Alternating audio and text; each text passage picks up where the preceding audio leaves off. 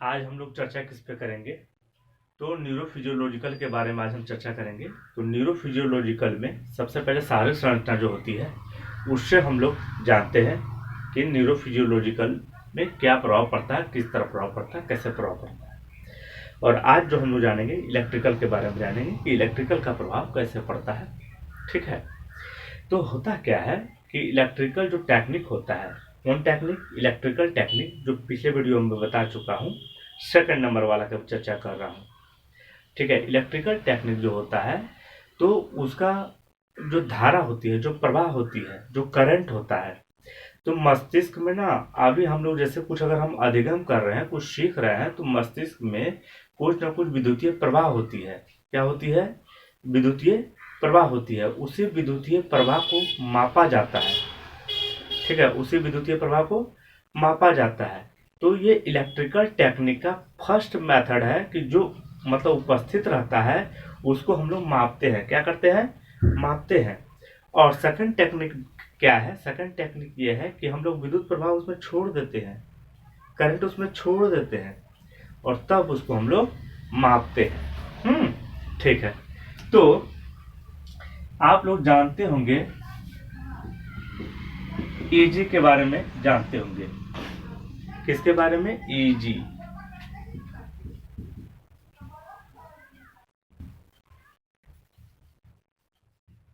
Electro एन्सीफेलोग्राफ।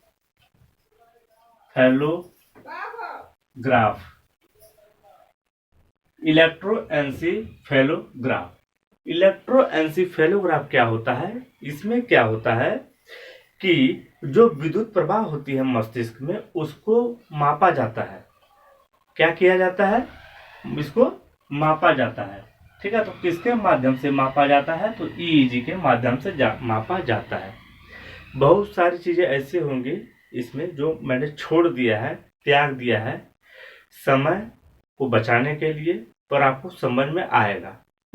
हम इतना करके रखे हैं कि आपको समझ में आएगा। तो यहाँ पे हम कह रहे थे कि मस्तिष्क में जो विद्युत धारा उपस्थित रहती है पहले से, ठीक है ना, तो उसको मापने का एक तरीका है ईईजी, दैट मीन्स इलेक्ट्रो एन्सीफेलोग्राफ। ये वाला आप याद रखिएगा। ठीक है, ये बहुत आपको याद रखना जरूरी है। इसमें कहानी है इसके पीछे कि कैसे देखा गया, क्यों देखा गया, कहिएगा तो बता देंगे। हुआ क्या था, पहले जानवर को सिखाया गया। तो परिहार जानते हैं आप लोग? परिहार मतलब अवॉइडेंस। कहने का मतलब बिजली का जो प्रकाश होता है, बोल तो उससे ना जब प्रकाश दिया जाता था तो अवॉइडेंस कर देता था जानवर। तो वो सिखाया गया। ठीक है, और जब सिखा दिया गया तो उसको बाद में सामान्यकरण किया गया। उसका क्या किया गया? सामान्यकरण, यानी जनरलाइजेशन किया गया उसका। इसका मतलब ये हुआ कि जब मेरे पास कोई चीज रहता है, अगर उस चीज देने से कोई व्यक्ति वही प्रतिक्रिया होता है, उसी के समान, सेम टू सेम नहीं, उसी के समान अगर हम कोई दूसरी वस्तु उसे देते हैं और उसी तरह सेम टू सेम प्रक्रिया करते हैं तो वो जनरलाइजेशन कहलाता है, सामान्यकरण कहलाता है।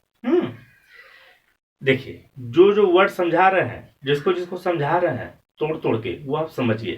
तो सबसे पहले ईजी समझ गए, जनरलाइजेशन क्या होता है वो समझ गए। इसके बारे में कौन बताया था? जॉन ने बताया था और किलियम ने बताया था। किसने किसने बताया था? जॉन और किलियम ने, ईजी के बारे में। ये जो कहानी अभी हम सुनाए, ठीक है ना, कि एक जानवर था, उसको सिखाया गया प्रकाश की अनुपस्थिति में, यानी अवॉइडेंस करने के लिए जब प्रकाश हम दे तो वो अवॉइडेंस कर दे। अवॉइडेंस मतलब आप लोग जानते हैं परिहार, ठीक है ना। तो अवॉइडेंस कर तो देता था और वो सिखा दिया गया। तो उस प्रक्रिया में जब दूसरा बार उसको दिया गया तो पहला जब अवॉइडेंस करना सिखा दिया गया तो उसको माप लिया गया कि ठीक है ऐसा ऐसा तरंग बन रहा है इसका।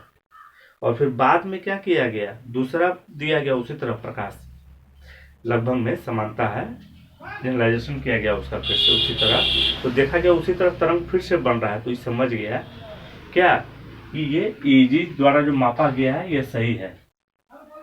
ठीक है, यानी अनुबंधन का जो प्रभाव है वो पड़ता है, तो माप लिया गया इसे। ठीक है, फर्स्ट टाइम जो है ना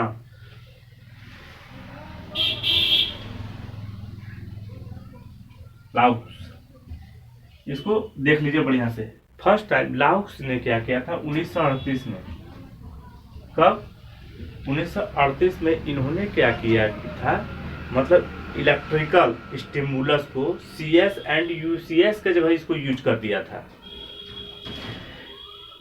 नाम याद रखिए आप लोग, लाओस जो था 1938 में फर्स्ट टाइम इन्होंने ही किया था, प्रयोग किया था कि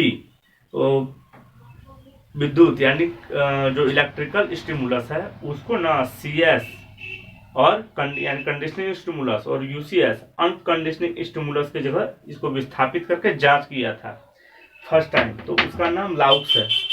आप लोग मेन पॉइंट आज याद रखिए, समय का बहुत अभाव है, बहुत ज्यादा मात्रा में इसमें दिया हुआ है। ठीक है, ये भी आप लोग समझ गए। एक आता है डोटी। क्या आता है? डोटी।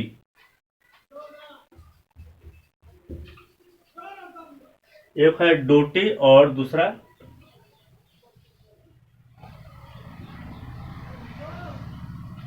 इन्होंने डोटे और रूटलेज या राउटलेज, तो इसको आप लोग नाम याद रखिएगा। तो पहला हम बता दिए इसके बारे में जो किया था, सेकंड जनरेशन के बारे में बताएं, थर्ड बताएं लाओस के बारे में, फोर्थ नंबर बता रहे हैं डोटे और राउटलेज के बारे में। इन्होंने क्या किया था, इन्होंने भी जो लाओस किए थे ना उसी तरह इन्होंने भी प्रयोग किया, पर थोड़ा सा डिफरेंस क्या है, थोड़ा सा डिफरेंस यह है कि इन्होंने कंडीशनिंग स्टिमुलस जो होता है, ठीक है, घंटी पर, यानी घंटी दिया गया और उसको जांचा, नंबर 1 घंटी देके जांच दिया ना, इसके बाद क्या किया, प्रकाश दिया जानवर को और उसमें जो परिवर्तन हुआ मस्तिष्क में वो भी जांच लिया। इसके बाद तो देखिए यहाँ पे ना फिर क्या होता है, जो इयरिंग होता है या विजुअल जो दृष्टि क्षेत्र होता है उसमें विद्युत दिया, उसको दिखाया नहीं कोई चीज, लेकिन उसको जांचा। और जो इयरिंग होता है यानी श्रावण, ठीक है ना, श्रवण होता है, श्रवण मतलब सुनना, जो सुनने वाला क्षेत्र होता है उसको घंटी का आवाज नहीं दिया, उसको क्या किया, विद्युत दिया, विद्युत करंट। ये तो घंटी बजा कर सुना दिया, तो जैसा उसमें तरंग हुआ वो माप लिया। इसके बाद इसको ना दिखा दिया, जैसा तरंग हुआ प्रकाश देके कंडीशनिंग दिया, प्रकाश एक बार घंटी सुनाया, एक बार ये दिया, इसका भोजन दिया उसको। हाँ, तो जिस तरह हुआ ना परिवर्तन, उसी तरह क्या किया, ये प्रकाश के जगह ना क्या किया, इसको विजुअल जो क्षेत्र था मस्तिष्क में वहां पे करंट दे दिया इसको। जिस तरह इसमें पड़ता है जो विद्युत होता है ना, जैसे हम कोई चीज देखे तो जिस तरह का विद्युत वहां पे प्रवाह हो रहा था उसी तरह विद्युत प्रवाह दे दिया विजुअल क्षेत्र में। तो देखा क्या, और जिस तरह घंटी का आवाज सुनाई देता है ना, तो वहां पे जिस तरह विद्युत प्रवाह होता है ना उसी तरह करंट इसको भी दे दिया उस क्षेत्र में। इससे क्या हुआ कि देखा रे सब कुछ समान है, सब कुछ समान है, मतलब जिस तरह ये मैच कर रहा है, जैसा श्रवण का हुआ था, हम श्रवण मतलब उसको घंटी का आवाज ना सुना के श्रवण वाला करंट दे दिए, तो उसी तरह उसका हो रहा है, विद्युत प्रवाह हो रहा है। और जिस तरह यहाँ पे ना मतलब प्रकाश जिस तरह पड़ा, ठीक है, प्रकाश का अनुबंधन दिया गया, कंडीशनिंग स्टिमुलस दिया गया, तो देखा गया कि जब विजुअल क्षेत्र में जब दे रहे हैं उसी तरह तरंग करंट, तो देख रहे हैं क्या उसी तरह प्रवाह हो रहा है उसका। तब दिमाग ये लोग का खुल गया कि नहीं, ये डोटी और राउटलेज ने ऐसा कहा। ये हो गया आपका फोर्थ नंबर का। एक है लाउस जो ये बता रहे हैं, फिर डोटी और ग्यूरगेरा। इन्होंने क्या किया, पांव सिकुड़ने that means leg contraction,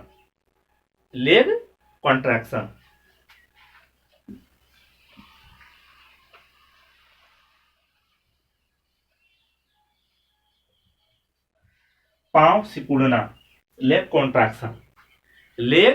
contraction. इसमें क्या होता है, इन्होंने क्या किया, जानवर को पांव सिकुड़ने के बारे में सिखाया और सिखा के उस पर सर्च किया, तो देखा कि नहीं, सही रूप से यह क्या है, इससे भी पता चल गया। क्या चल गया, इससे भी पता चला गया, क्या पता चल गया, इससे भी जांच से यह पता चला गया कि जो न्यूरोदेहिक एरिया का जो क्षेत्र होता है वो सही में अधिगम का प्रभाव उस पर पड़ता है। तो ये कौन कौन देखा था, लाउक्स देखा था, डोटी देखा था और ग्यूरगिया देखा था, ग्यूरगिया।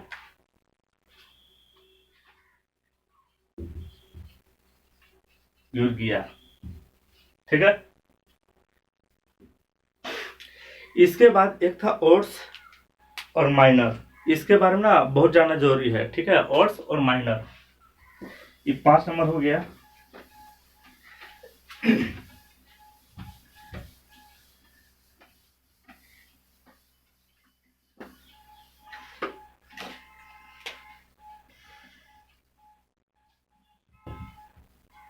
इन्होंने रेट का प्रयोग किया था।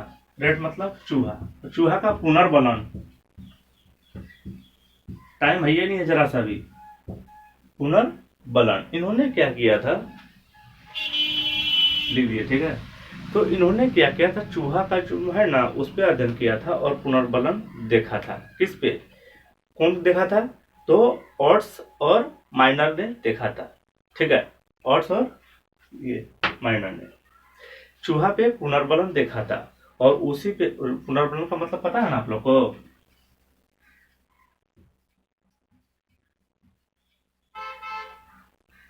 रेनफोर्समेंट,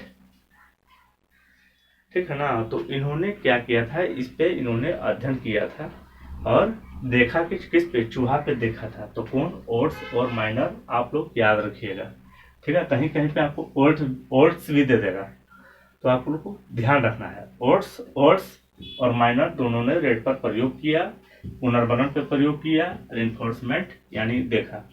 और इसी रिइंफोर्समेंट के जगह डर, मतलब रिइंफोर्स में ना कुछ मिलीमीटर के दूरी पे डर का एरिया होता है मस्तिष्क में। डर दैट मीन्स फियर, ये भी बताया था, ठीक है। इसके बाद एक मनोवैज्ञानिक थे डाउस, क्या थे, डाउस और हॉरवर्थ। उन्होंने 1963 में 1963 इन्होंने क्या किया, मस्तिष्क उत्तेजना में 2 तरह के कार्य करते हैं, इन्होंने बताया। कितना तरह के कार्य, 2 तरह के कार्य। डाउस और हॉवर्थ ने 2 तरह के कार्य बताया। तो पहला क्या बताया, पहला बताया रेनफोर्समेंट और दूसरा बताया मोटिवेशन, VATION, ठीक है। दूसरा बताया मोटिवेशन, दैट मीन्स प्रेरणा, दैट मीन्स प्रेरणा के बारे में इन्होंने बताया। इन्होंने इसमें क्या बताया कि जो अधिगम की जो प्रक्रिया होती है इन दोनों पर भी आधारित होती है। अधिगम की जो अनुक्रिया भी होती है तो इन दोनों पर आधारित होती है। तो कौन कौन, तो पहला बता दिया आपको रेनफोर्समेंट और दूसरा मोटिवेशन। तो कौन बताया था, ड्यूस, कौन बताया था, ड्यूस ने और हावर्थ ने।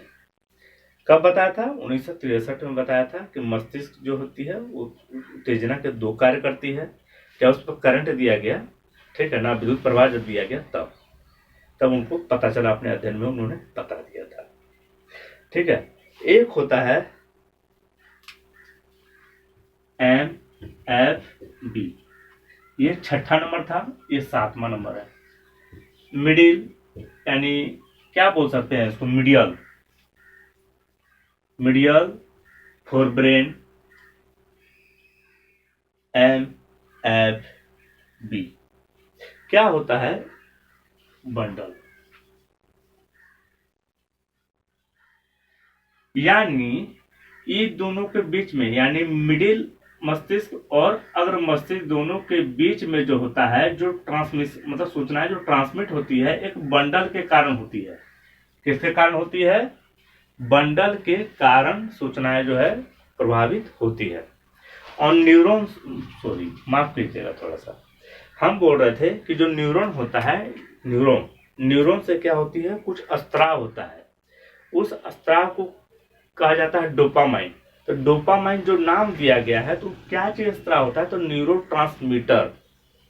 क्या होता है, यानी न्यूरॉन से न्यूरोट्रांसमीटर प्रभावित होता है, उसी न्यूरोट्रांसमीटर का नाम है डोपामाइन। उसी से जो होता है पुनर्बलन की सूचना हमें मिलती है, उसी से पुनर्बलन की सूचना हमें मिलती है। यानी MFB जो होता है मिडिल ब्रेन, फोर ब्रेन और ये बंडल, यहाँ से सूचनाएं ऐसे प्रभावित होती है बंडल के माध्यम से, ठीक है।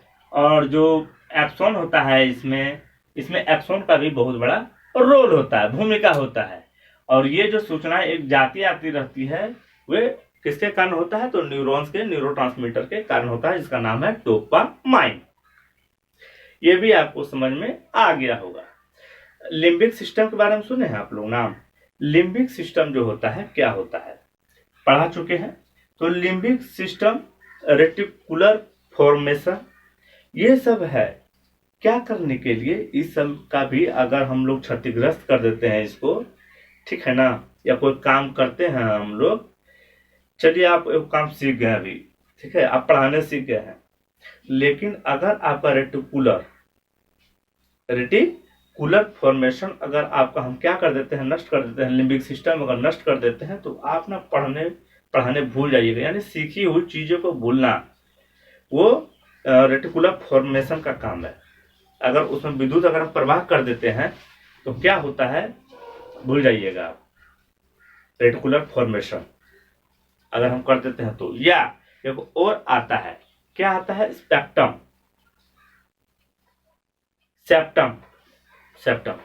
एक सेप्टम आता है। अगर उसको हम निकाल देते हैं ना, या उसको अगर प्रभावित कर देते हैं ना, या हाइपोथैलेमस को प्रभावित कर देते हैं ना, तो आप सीखी हुई चीजों को आप भूल जाइएगा, ऐसा मनोवैज्ञानिकों ने बताया। एक चीज और है, पुनर्बलन में क्या होता है कि सपोज दैट आप किसी चीज के लिए देखिए,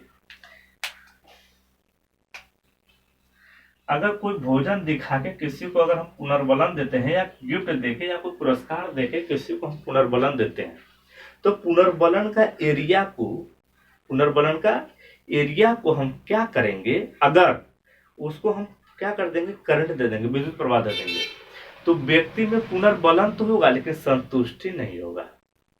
संतुष्टि क्या होता है, हम लोग को जब प्राप्त करते हैं तो संतुष्टि होता है, लेकिन पुनर्बलन में जब विद्युत वाला हम जब करंट देंगे और जब पुनर्बलन होगा तो जैसे हम छोड़ेंगे तो विलोपन हो जाएगा, उसका एक्सटिंक्शन हो जाएगा, उसका समाप्त हो जाएगा। वो क्या हो जाएगा, समाप्त हो जाएगा, तुरंत खत्म भी हो जाएगा। कहने का मतलब जब तक हम पुनर्बलन एरिया को मतलब करंट देंगे, इलेक्ट्रिकल करंट जब तक देंगे, पहले तो हम बता दिए थे इसके बारे में, इसमें तो जो प्रवाह पहले से उपस्थित रहता है विद्युत, उसका हम लोग उसे माप करते हैं, लेकिन बाकी वाला जो हम तो विद्युत को देकर न माप कर रहे हैं, ठीक है। जब हम उसको पुनर्बलन एरिया को जो हम विद्युत देंगे, क्या देंगे, विद्युत देंगे, तो रिइंफोर्समेंट बहुत ज्यादा हो जाएगा, हाई हो जाएगा। जो सामान्य होता है रिइंफोर्समेंट, पुनर्बलन जो सामान्य होता है उससे ज्यादा हो जाएगा। तो दो तीन चीजें आपको याद रखना है कि पुनर्बलन जो होता है अगर हम विद्युत के द्वारा देते हैं तो बहुत ज्यादा हाई हो जाता है, किसके अपेक्षा, यानी किसके मतलब विपरीत, तो जो सामान्य पुनर्बलन होता है, जो हम लोग पुरस्कार वगैरह मिलता है, ठीक है। इसी तरह जब हम पुनर्बलन देते हैं, यानी करंट जब देते हैं, विद्युत करंट, ठीक है, विद्युत प्रवाह जब हम प्रवाहित करते हैं पुनर्बलन एरिया में मस्तिष्क का, तो क्या होता है कि इसमें संतुष्टि नहीं होता है, जबकि सामान्य जो रहता है उसमें संतुष्टि होता है, ठीक है। इसके बाद पुनर्बलन का जो एरिया होता है इसमें 5 या 15 सेकंड, मतलब 5 से 15 सेकंड के बीच में धड़ाक से समाप्त, हटाएं समाप्त, लेकिन उसमें ऐसा नहीं होता है। जो सामान्य या जनरलाइजेशन जो होता है, सामान्य जो प्रक्रिया होती है उसमें ऐसा नहीं होता है, जनरल रूप से होता है पुनर्बलन। आप लोग को अच्छी तरह समझ में आ गया। चलिए मिलते हैं नेक्स्ट वीडियो में।